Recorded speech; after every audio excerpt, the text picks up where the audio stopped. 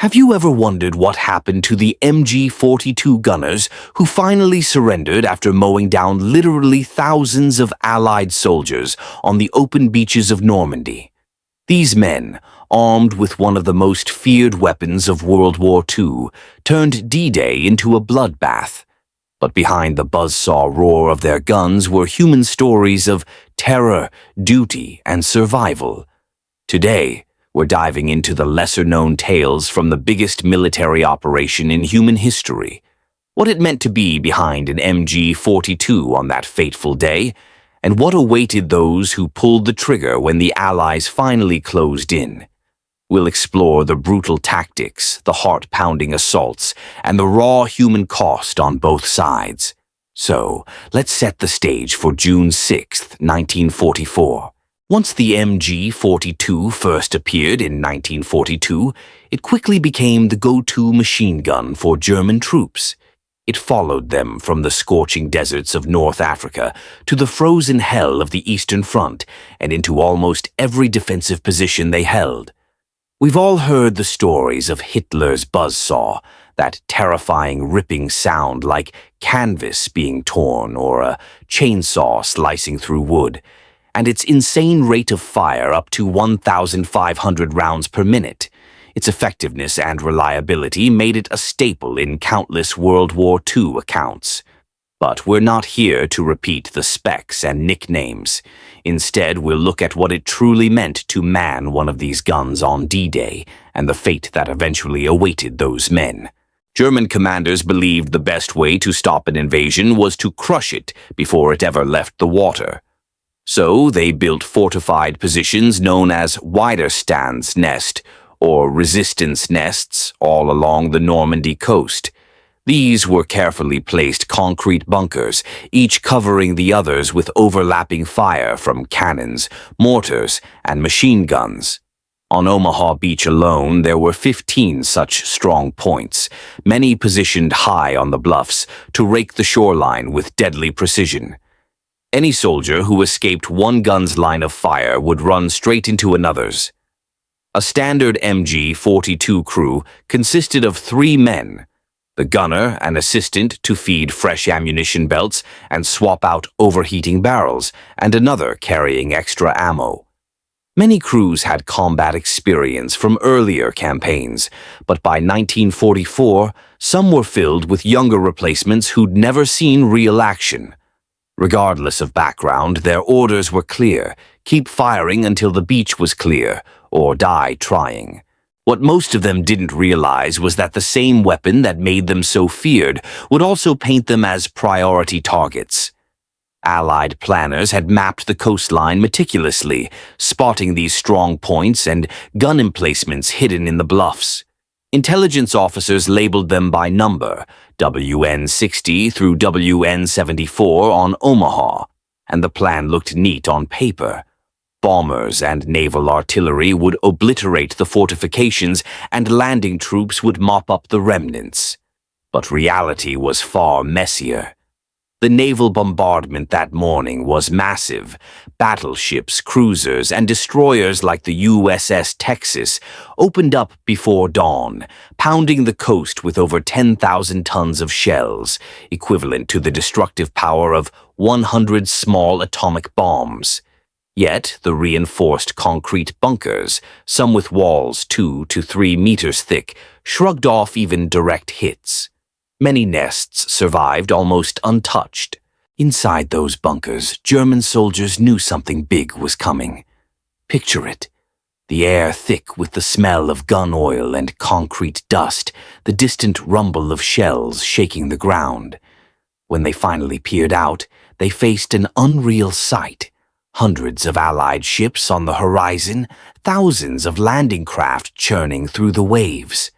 While the British and Canadians used specialized tanks, called Hobart's Funnies, to clear obstacles and destroy bunkers, the Americans on Omaha faced disaster with their own armor. Their duplex drive tanks, amphibious Shermans meant to swim ashore, mostly failed.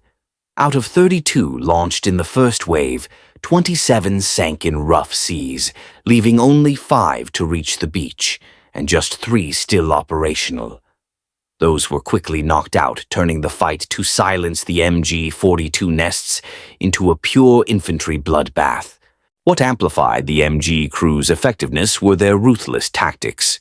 One was called mowing the grass, aiming low to hit legs and knock soldiers down. Wounded men would draw in medics and comrades trying to help, creating clusters of targets for follow-up bursts. Other tricks included firing tracer rounds high from one gun to draw attention, while a hidden MG42 fired at killing height below. Simple, but deadly. It caught waves of troops off guard. As the first ramps dropped, textbook plans crumbled, and casualties mounted fast.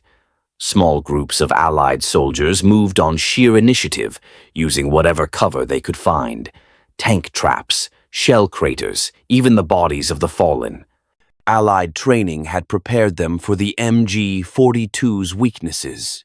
They knew to attack during brief pauses for reloading or barrel changes, those precious 5 to 10 seconds when the gun overheated after 200 to 250 rounds. Officers yelled commands like, "Wait for the barrel swap now! Charge!" One such hero was Sergeant John R. Slaughter from the 29th Infantry Division. Hiding behind the wreck of a sunken DD tank, he counted the MG42's bursts, then led a squad forward under cover of smoke. With a bazooka, they destroyed a supporting 50mm anti-tank gun at WN61, then pushed up to silence the MG42 gunners one by one. In brutal close-quarters fighting, they killed 7 defenders and wrecked 2 positions, losing just 1 man and wounding another. That single action eased the pressure on that sector and cracked open a path inland. All across Omaha, Rangers, engineers, and infantrymen inched forward for hours. At WWII sector, Rangers stormed a strong point under smoke screens and silenced its guns. On Easy Red, engineers blasted through obstacles with satchel charges, allowing troops to climb the bluffs and outflank the nests that had pinned them down. But reaching a bunker was only half the battle.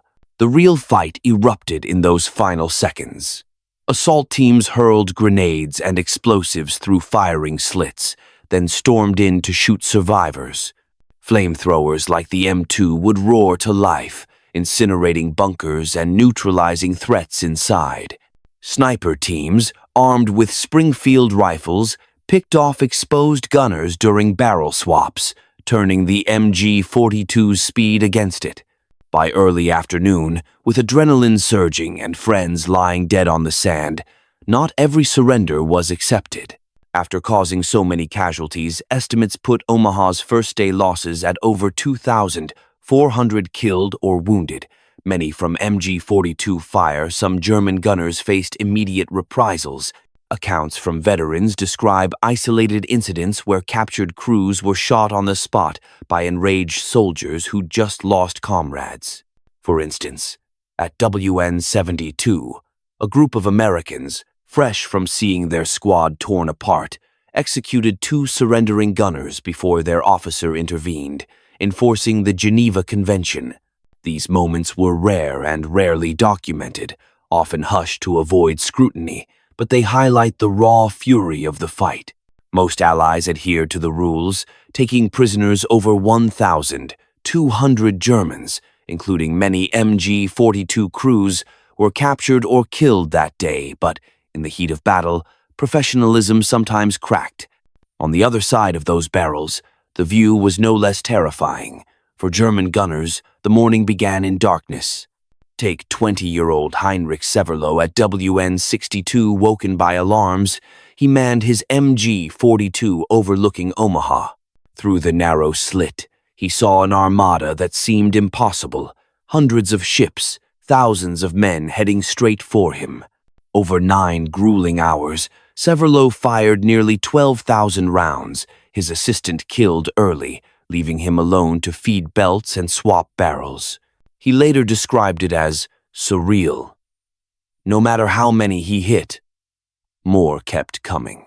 Another young gunner, one 8-year-old Franz Gockel from Alsace, a conscripted farmer with no prior combat, fired until his barrel glowed red, sometimes with eyes closed, haunted by the faces below. As positions collapsed and ammo ran dry, options dwindled.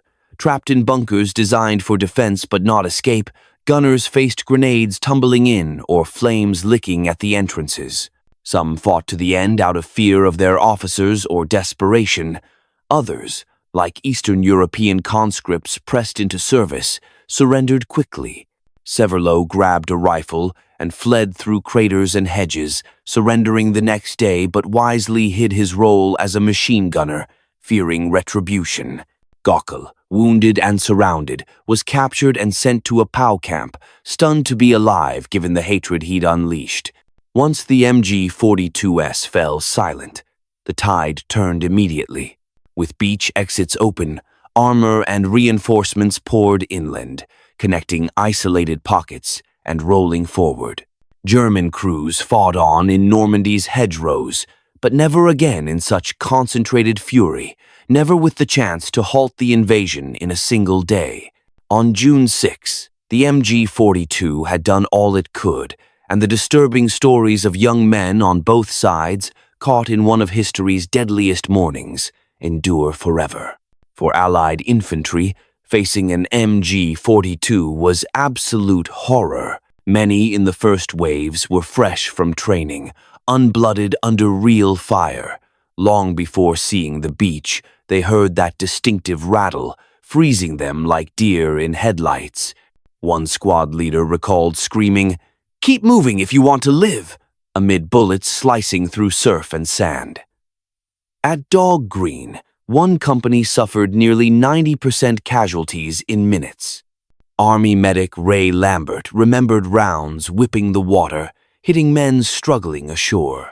Charles Shea, a Native American combat medic with the 1st Infantry Division, described crawling through the chaos, bandaging wounds under relentless fire, whispering prayers in his Penobscot language as MG42 bursts tore the air.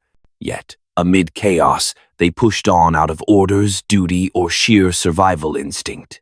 Taking out an MG42 wasn't a clean maneuver. It meant getting meters away under fire, betting your life the gunner wouldn't spot you.